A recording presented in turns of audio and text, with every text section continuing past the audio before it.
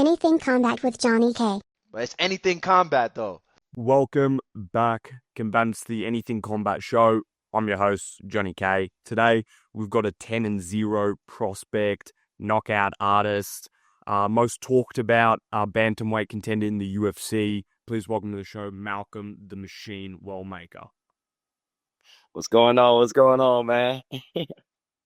What's up, Malcolm? So basically, to start off, let's talk about what's been happening in your life as of late. So your last 3 performances, you've had the Contender Series, you've had 2 UFC performances, you've gotten 3 right hooks, that's 3 punches in total, and that's also, because I calculated it, that's 141.67 second average fight time between all 3. So how does that make you feel? Man, it's crazy when I take a step back and look at just how, impressive my first 3 performances on the big stage has been. I even blow myself away, man. I had, an idea of, what my run would look like when I got here. But this far, far surpasses it. And I think, just the reactions I'm getting and the way people are enjoying seeing me perform, man, I think that I have a good career ahead of me in the UFC. 100%. Did you always know that you had that power?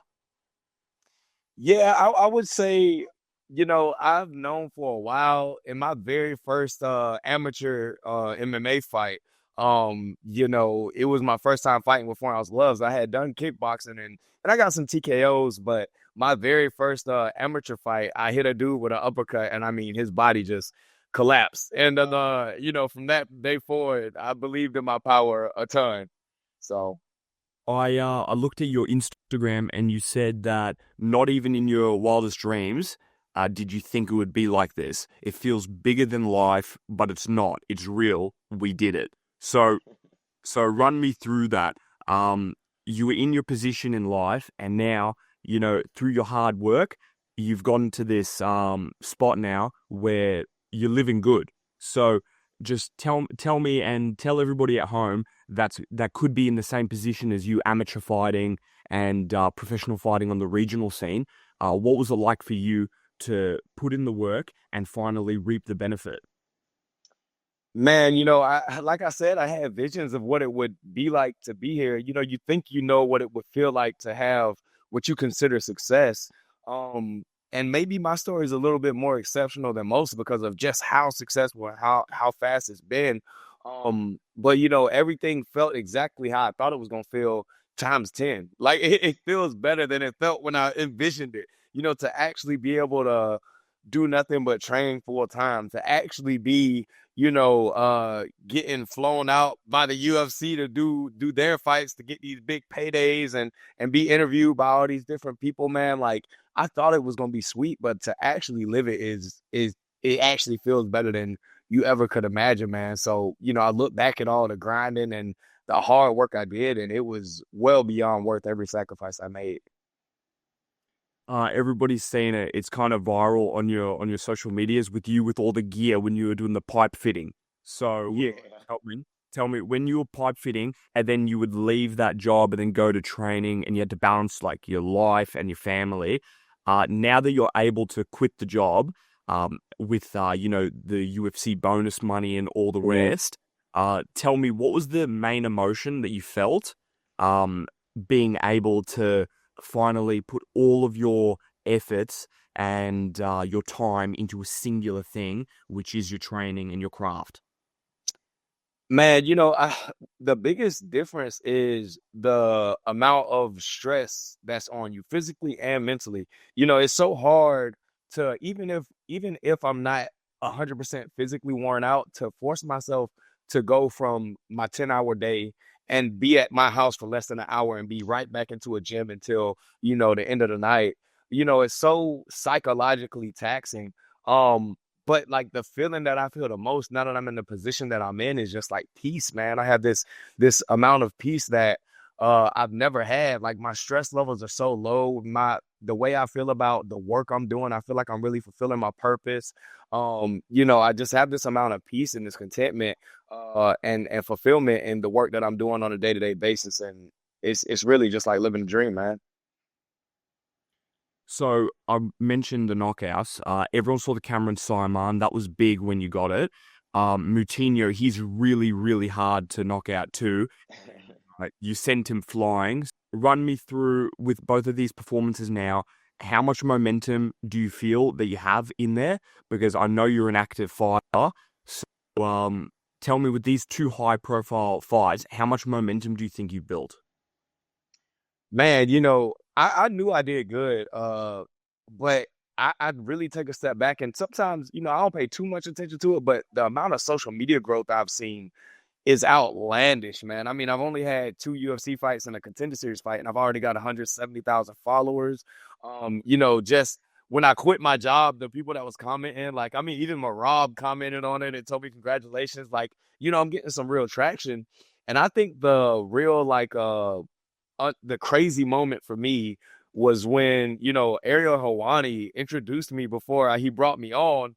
And he was like, I feel like we're watching a star, possibly a UFC champion be born. And I'm just like, I'm backstage waiting to be brought on camera. And I'm like, is he talking about me? Like, and it's just like, damn, like, I know I've got people excited. I know I put on some good performances, but it seems like, I mean, they really believe and they're really excited. I mean, it's more momentum than I even realized I had. Let's be serious now.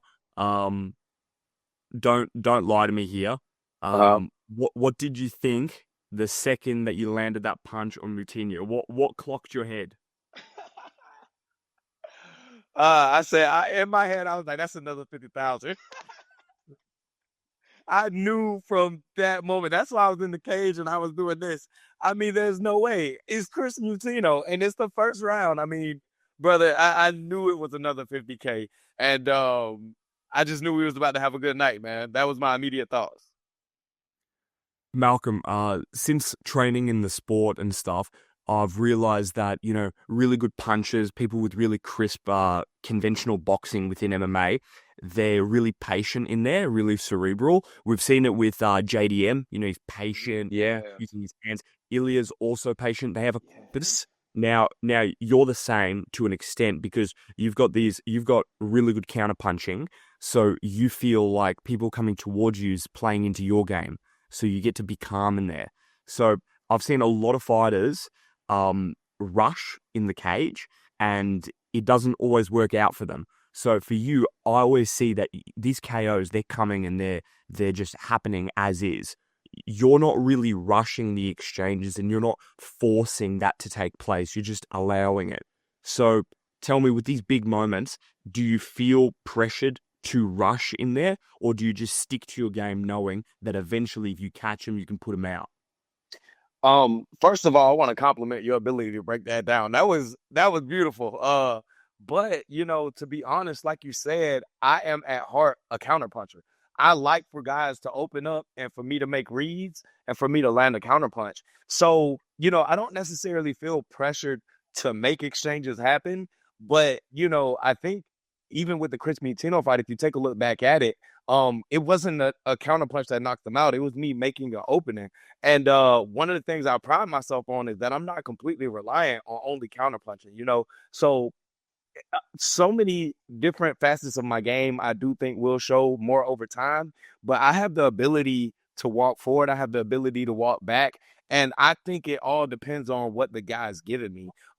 So I like to think that, I have the fight IQ necessary to make the reads to know what I need to do. And I have the skill set to match to where I can meet that IQ and actually execute on the openings I see. But preferably in my heart, like you said, I like the counter strike. I like guys from my way. I like to move on the back foot. I like to hurt them on their way in. But I could do either one, and I like to think there's no pressure involved in either one. Malcolm, I read that you said that you pushed yourself until you wanted to quit. So tell me about these dark moments, either when you were coming up and there wasn't that much money in the game to push yourself there, or pushing yourself through this difficult sport that is MMA. So let me know, how did you overcome and push through these specific dark moments for yourself? Yeah, this is a very it's a more intricate part of my story that a lot of people don't really know. Because a lot of people hear, oh, I'm a pipe fitter welder, and they think, oh, he makes good money. Like, what's he stressing about? The hardest part has to be the workload. But that's not necessarily true. We do make good money, but 99% of our work that pays good or is even consistent is on the road. And for the past 2.5 years of my pipe fitting career, I worked the in-town contractor job, and it pays significantly less than like, nuclear work or travel work. And the work's a lot more dirty and the hours are a lot more inconsistent. It was holidays where during Christmas we had like 3 weeks off at a time because there was no work. There were layoffs happening all the time.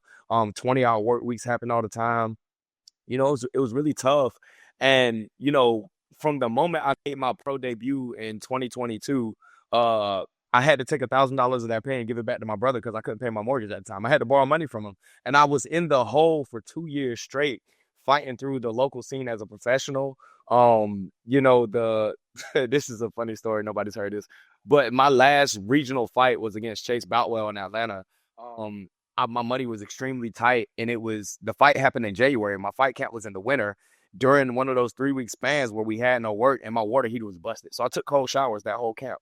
The only time I got to take a warm shower was if I went to Gold's Gym to do a finisher workout for that night, and I showered at the gym before I came home. But that whole camp, like, I was pissed, I was broke, and I was taking cold showers.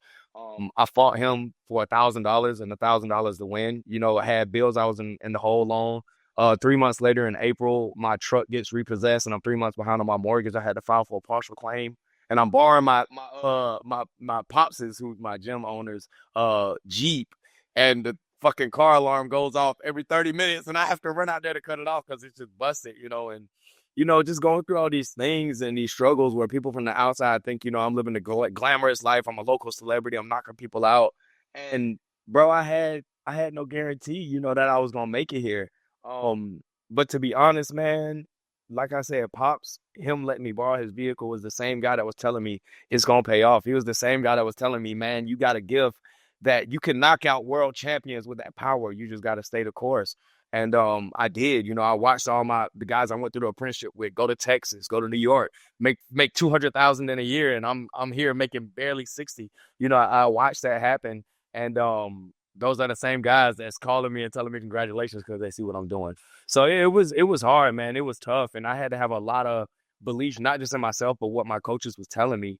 And I'm just supremely thankful that I'm here. And like I said, what I've experienced and what I've been given is more than I thought I was gonna have.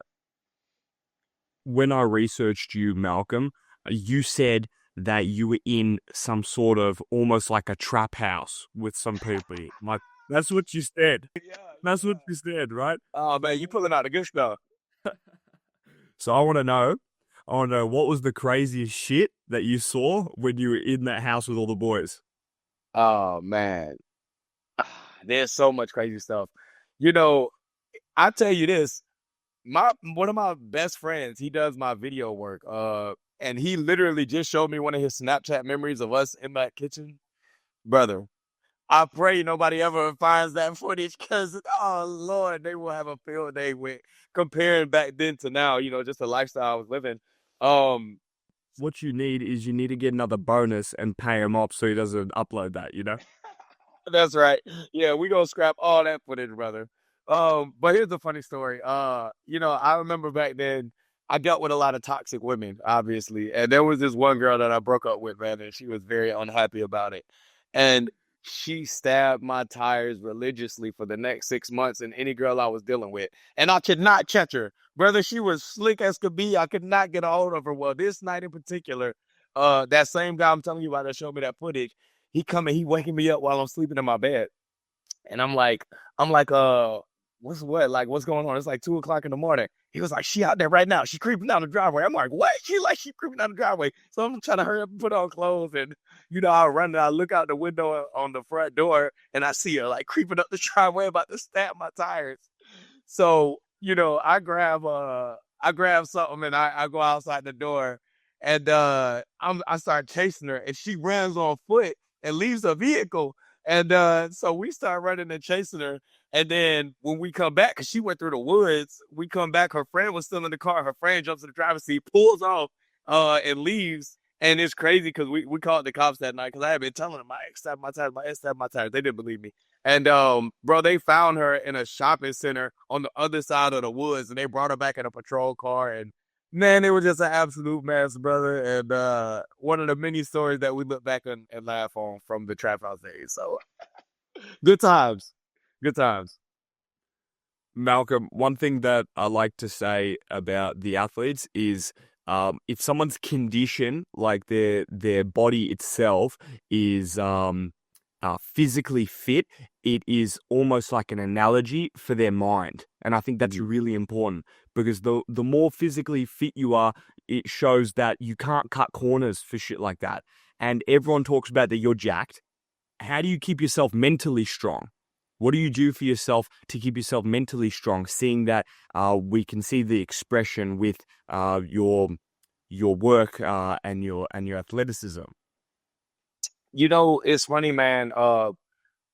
It's a lot of workouts and training that I did on my way here before I got to the UFC, and that I still do that I don't have to. You know, I did distance runs a lot. You know, 10-mile runs plus. I remember during COVID, for 2 months straight, every Sunday I ran 20 miles, and for the week I clocked 50 plus. Like it was, it's stuff like that I did that even though I knew it wasn't contributing to my performance as a fighter, it was contributing to my mental discipline. And for instance, I'm actually about to put out a vlog, but I'm working with the Performance Institute now, and I have a conditioning coach. And we've gotten away from the distance runs. He's prescribing me interval runs, which are typically done on what's called an air runner in a gym. And when he sent me these prescriptions, I said, hey, is it cool if I do it outside on a track? He was like, you're going to be running on ground rather than a treadmill at the gym. It's going to be in the heat of the summer. He was like, it's going to pull back your metrics a little bit. He was like, if you want to, of course. But typically guys do this, in a controlled setting. And I'm like, brother, I got to get out there in the sun. I got to do it. You know what I mean? And it's like, I ought to do the things that I don't have to do when I don't want to do them, because it's about psychology. It's not just about, the optimal way to hit numbers and be in shape. Like there's some things that you can't put on a scale. There's some things you can't put a number next to. And I believe in making it as hard as I can on myself mentally sometimes to keep that edge. And in turn, I mean, of course, it keeps me in shape as well. But my mind, man, is as tough as my body looks, for sure. You said key to success for you was to work hard and surround yourself with the right people. So I know for a fact that the coaches you're working with are the right people for you because of the sequencing that I heard they do with you. They explain some sequences that would work for your opponents, and then they try and set up knockouts, and you have a couple variations of what you can get them with. Now, that in of itself is really smart, and anyone that's listening to this podcast should think that out. If your opponent has a deficiency in their skill set, you should work to capitalize on that, and that's a knockout, that's a submission. So let me know how important, how vital has it been working with those guys, and just tell me a little bit about that relationship you have with them. Yeah, man. So I was saying this before the Chris Mutino fight, but like, no exaggeration, man. Almost every single one of my knockouts my coaches have called that shot and saying this could be the shot to do it. It's not always one shot we commit to and like, this is the one, no other shot. Like we have a couple different scenarios and variations that we believe is going to be the route to get that devastating knockout. And almost every one of my knockouts, they have called that shot and we've drilled it to an extent. So this is no exception, and they are absolutely brilliant at what they do. So my belief in them is unparalleled, and to show you how unparalleled it is, if you look back at the Adam Bramhall fight, in my heart, I knew I was a better striker than this guy. And as we're fighting, I'm feeling like I'm starting to get my time, and he's having small moments of success, nothing crazy, but like I know how I fight, I know the reads I make, and I know I'm getting closer. And I hear my coach, Pops, he calls for me to shoot a takedown. Now, the theory behind it was not to take him down, work him on the ground, but to make him think about level changes. I heard my coach say it. I didn't want to do it. I heard my coach say it. I didn't want to do it. He called for it maybe 3 times. And on that third one, I just went. I lowered and I, tried to hit almost like a knee pick. And in my heart, I'm telling you, bro, I did not want to do it. But simply just because my coach told me to do it, bro, I'm gonna do it. And I'm loyal to a fault, and thus far has worked for me. But that relationship is imperative. I have to have that belief in what they tell me to do, whether it's something that I believe is the right thing to do or they believe is the right thing to do. And it's gotten me here, man. So it's unparalleled. Malcolm, I'll run this by you. So everyone's considering you like an up-and-comer, a young up-and-comer, right? But at bantamweight, you're 31, right? Mhm. And I feel, this is my opinion, that if you're disciplined and you have a smart approach to the sport where you're skill building, but you're not taking ridiculous damage in training irrationally. We've seen Daniel Cormier, we've seen Randy Couture. These guys might have come into the sport a little bit later and have gotten 9 titles, upwards of that. So I think personally that now in the sport, if you're able to start later and you have a good approach, that it doesn't inhibit your progress whatsoever. And I feel like you kind of embody that too. So how do you feel about that?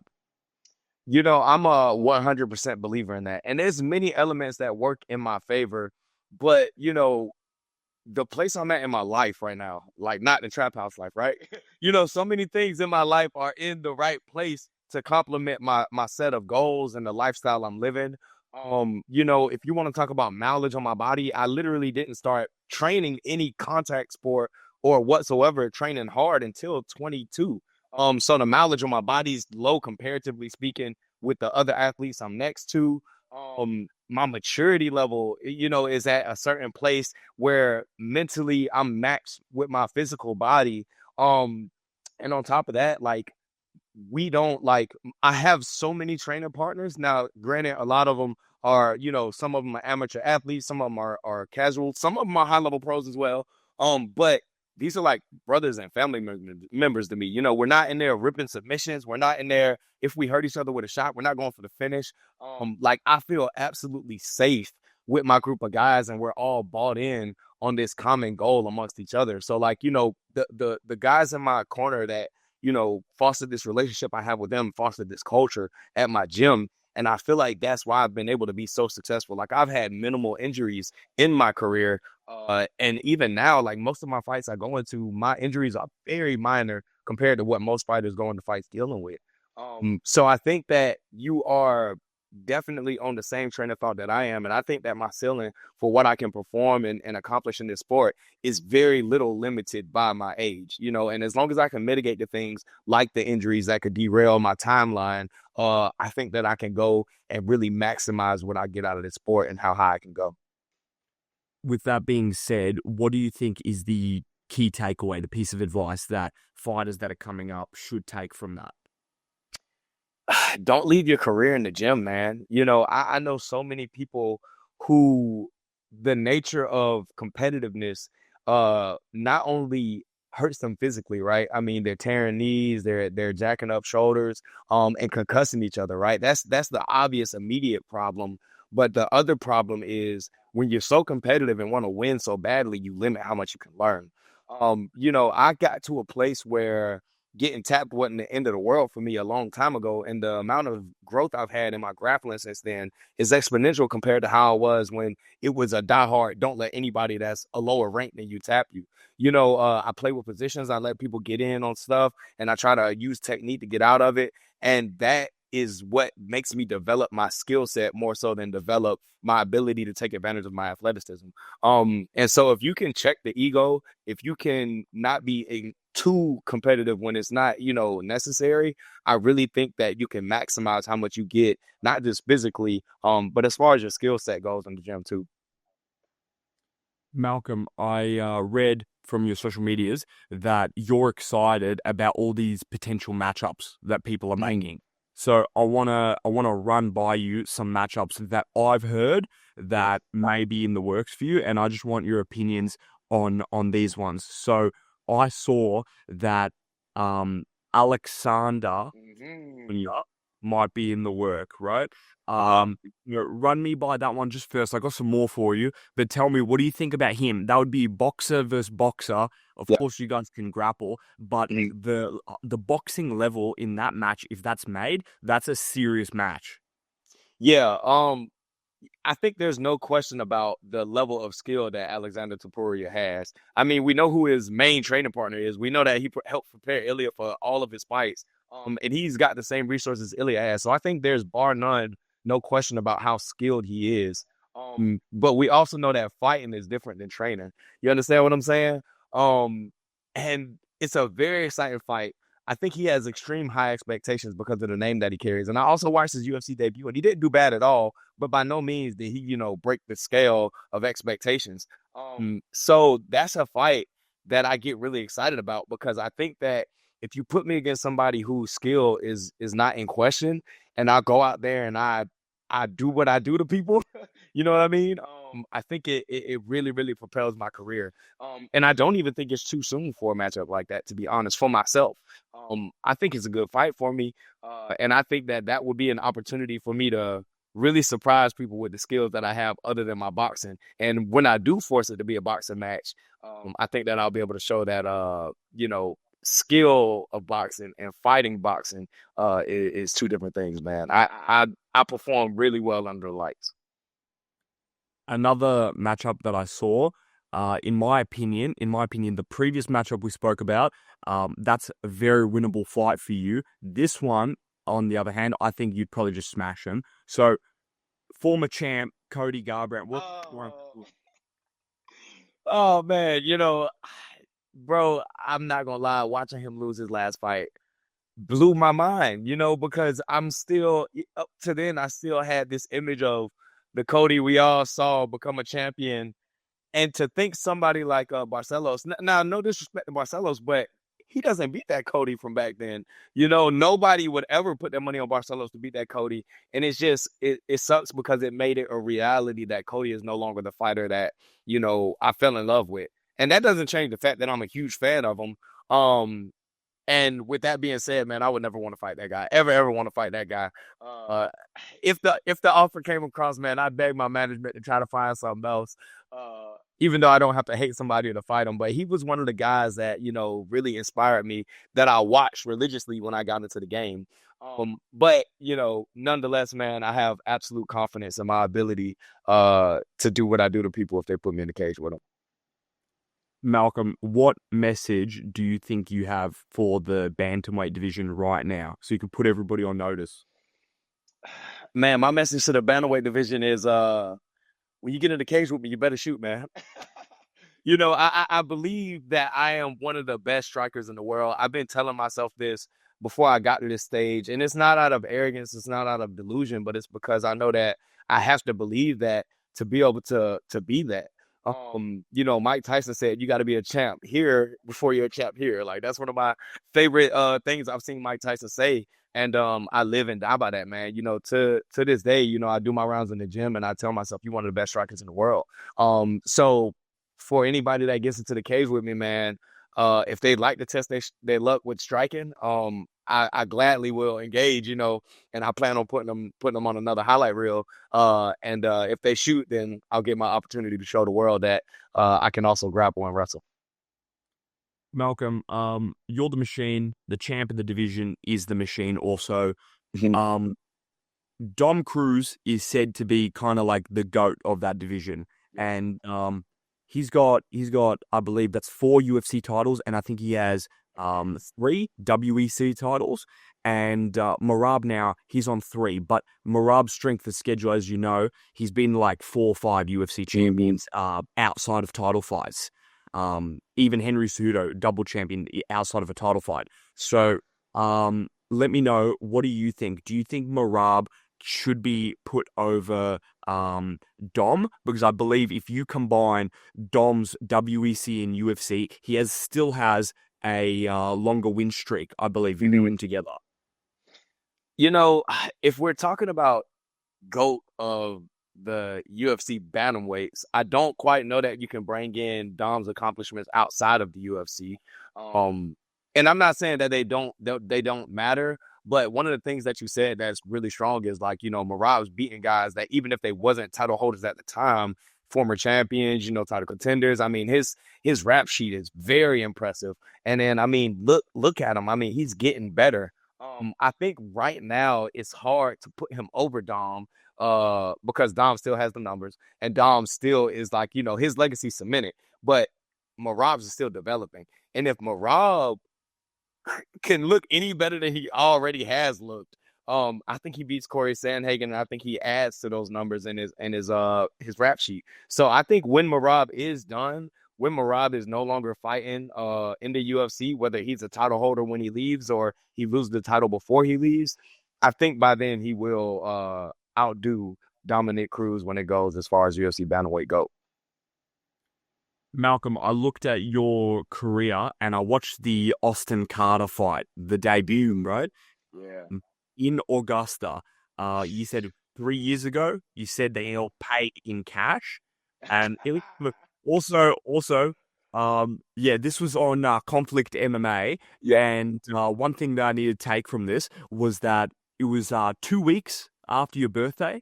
And that guy, that motherfucker had a chin on him, bro. Brother, listen, In the UFC, bro.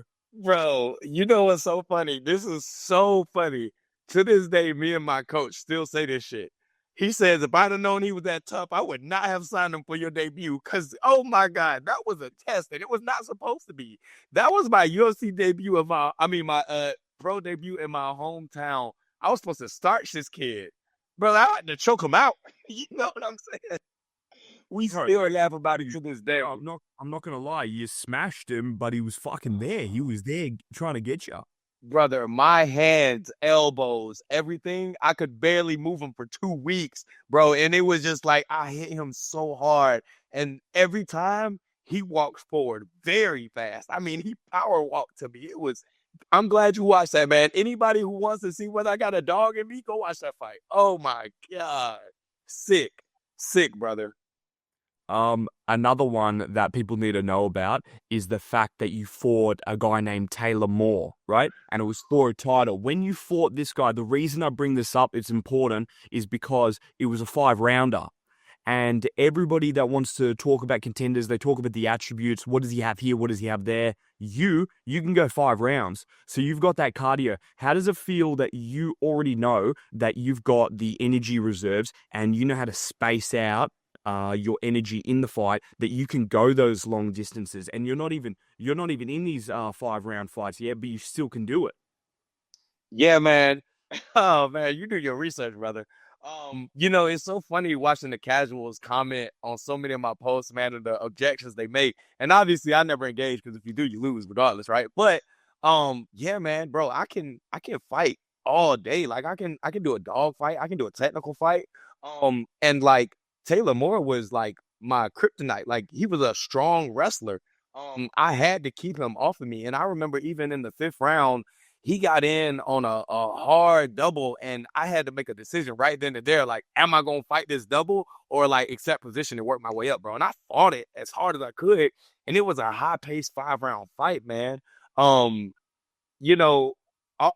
talked to my management about this, but fights like him, Zachariah Kamara, Austin Carter, when you look back at these fights I had before the UFC, like they were tests. They were trying to see if I had what it took. And my manager said I passed with flying colors. I didn't knock those guys out, and I'm glad I didn't, because I got to answer some questions like, do I have that mental and psychological strength? Do I have the ability to wrestle somebody who wrestles like that is their game plan? Do I have the ability to use wrestling against somebody that's 6'1"?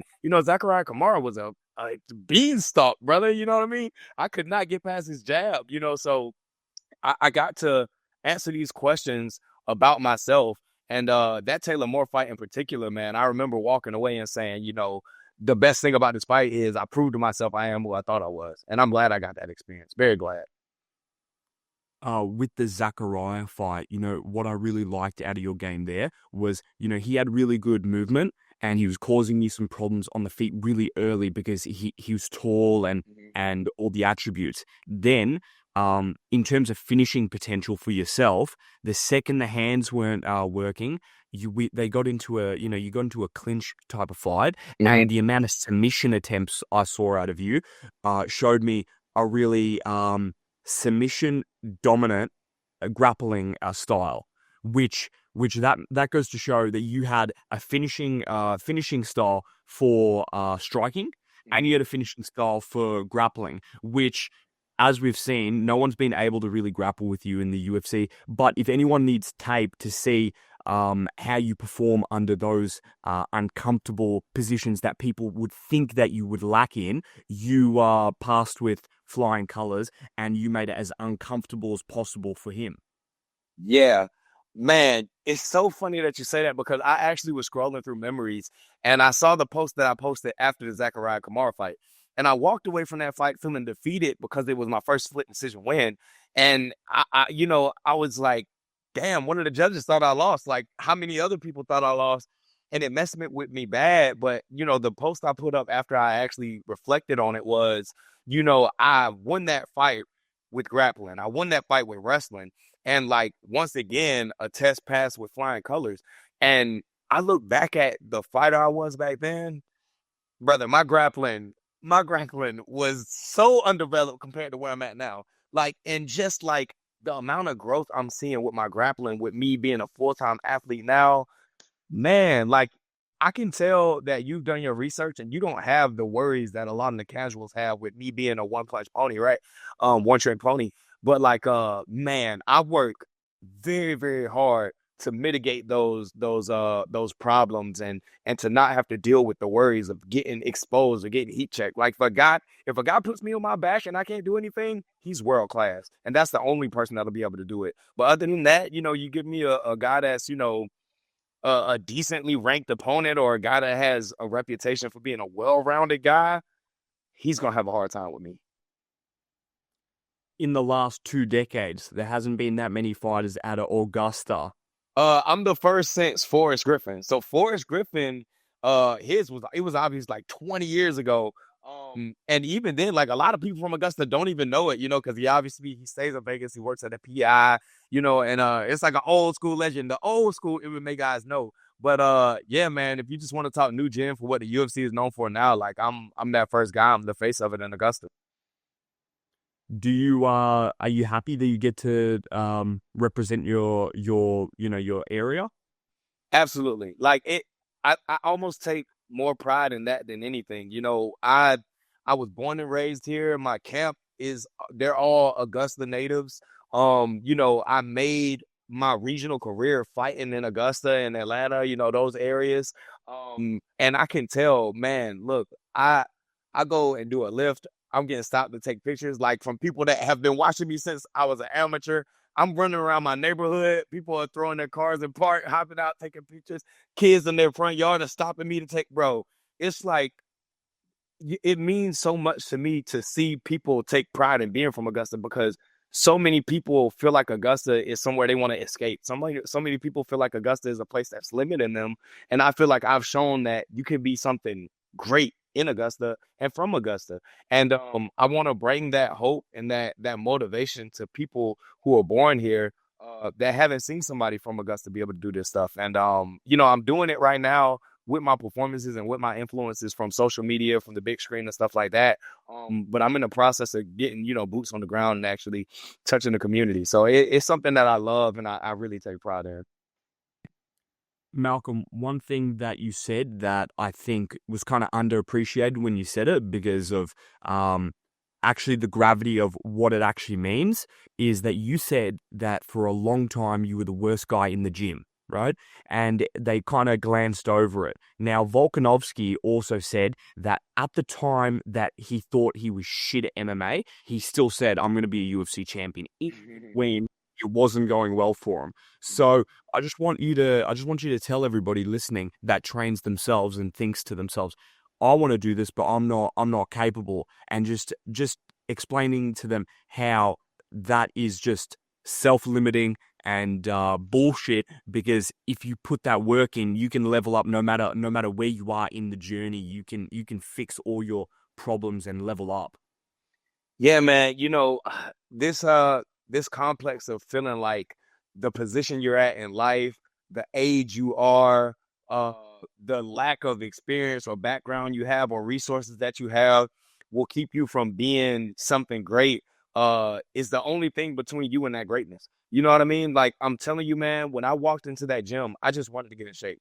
I was incredibly out of shape. We do a Sunday conditioning workout every Sunday. I threw up the first 4 times. And the fifth time I finally did it. Like I was that far away from the from step one. You know what I mean? I was in the negatives.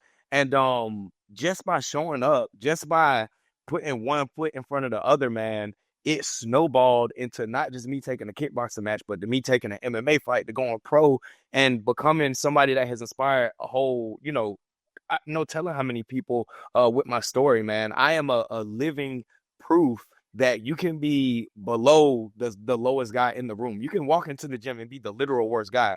High schoolers were putting me on my back. Grapplers were outboxing me. I mean, I had zero experience in any type of competitive sport or any type of combat sport at that.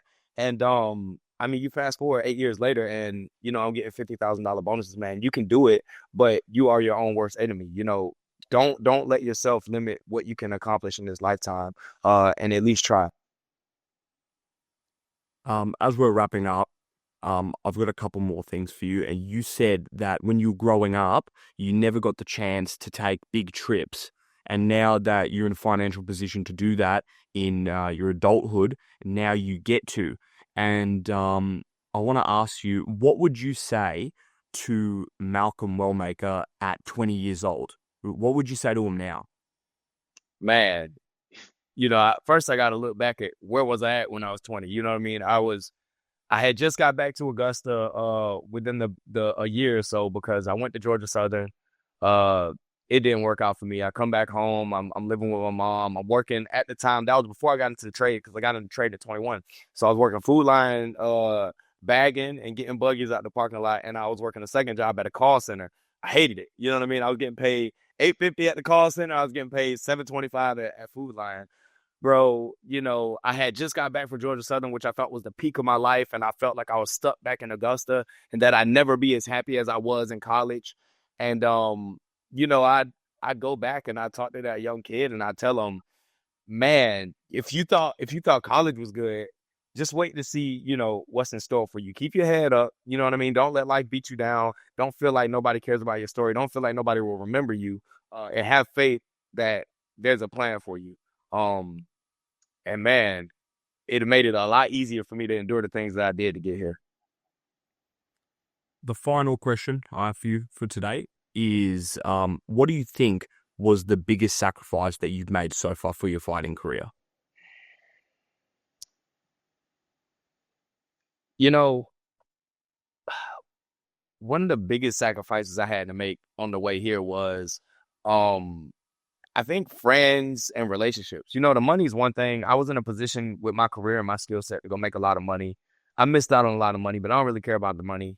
Um, but there's people that was beside me when I first started this journey that, supported me, and it was easy to support me. But over the years, when you miss enough birthday parties, when you turn them down enough on vacations, when you don't answer enough phone calls because you're exhausted and you got to, try to get some rest before training, um, it's hard for people to accept the terms of that friendship or that relationship.